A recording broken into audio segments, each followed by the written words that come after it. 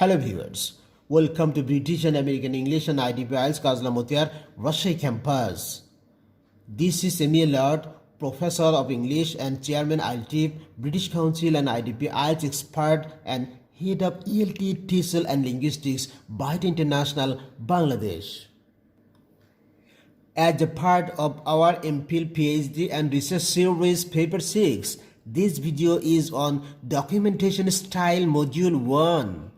In this module, I will talk about what, why and how is documentation style in research papers, articles and dissertations.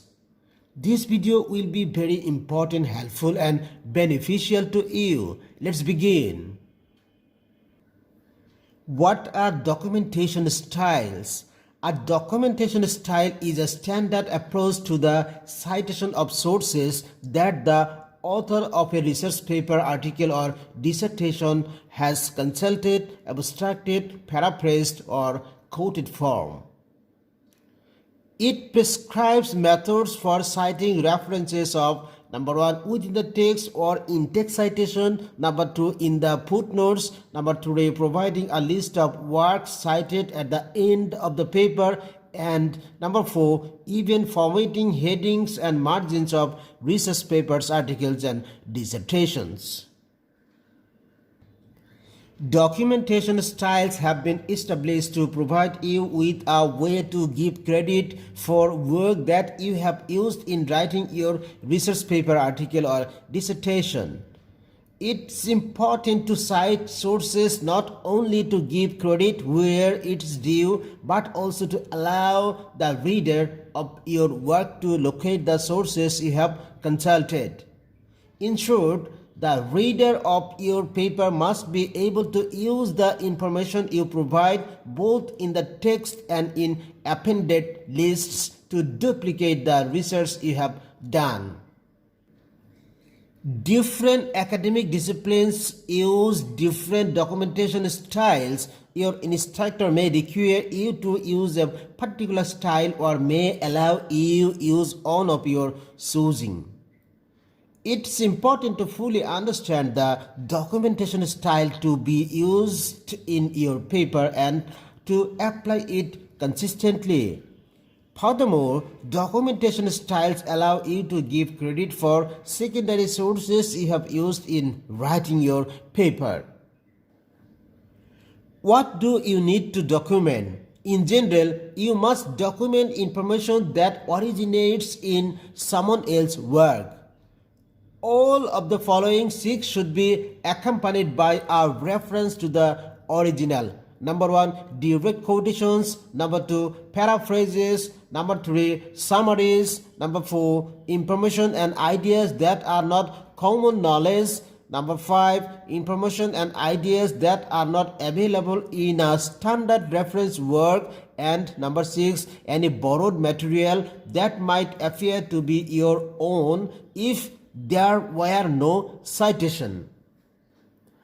By now, you are likely wondering, yes, but how do I know where the ideas of others end and my own begin? If you are writing papers that require research, you should consider how you would like your work to be credited and use that as your guide. Giving credit where it is due is a founding principle of academic inquiry, one that fosters the free exchange of ideas. Ultimately, you will need to decide for yourself which ideas you can claim as your own and which should be attributed to others. How should you gather information for documentation sources? You can make the process of applying any documentation style easier if you keep good notes while you perform research. Write down the most complete bibliographic information available for each source that you consult. You may want to take a look at the sample references list for the style you will be using to get an idea of the amount of detail that's required. If you write out quotations to data from a source, be sure to note the number of the pages on which the information appears in the original.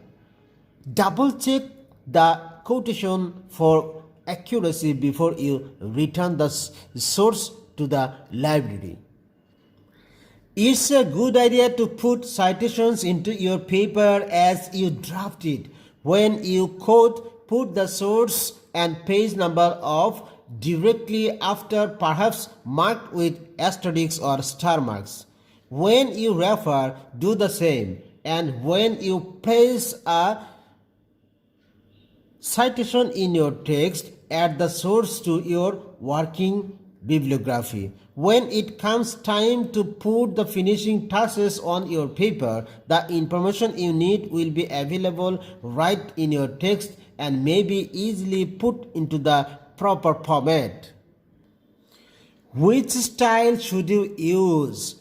Choosing the appropriate documentation style for your paper may depend on the following 5 factors. Number 1, the requirements of the particular course. Number 2, the standard for the discipline in which you are studying.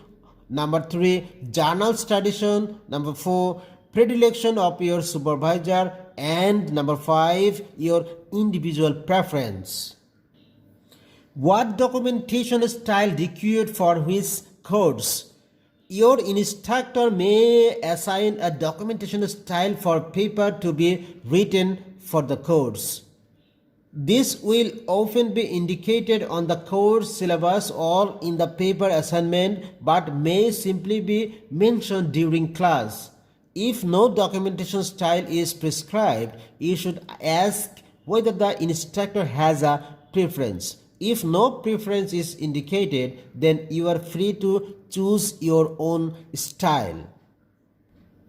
What documentation style used in which discipline? In doing so, consider which style will be most appropriate for your area of specialization. If you are pursuing a major in the humanities, consider learning the MLA style. If behavioral or social science are likely to be your interest, then the APA style may be most appropriate.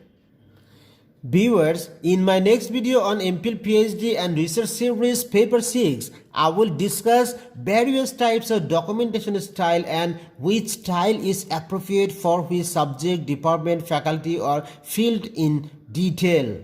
To speak English fluently like a native with international standard and get IELTS 8+ score, you are most welcome to join British and American English and ITB IELTS Kazlamotia Rajshahi campus, Bangladesh. Learn English by English. Keep watching our English medium videos. We maintain international standard in teaching English and IELTS. We have online special batches for the foreign students of other countries all over the world. For any query, please contact our official WhatsApp number +88017110004605. Thank you for watching. Admission going on.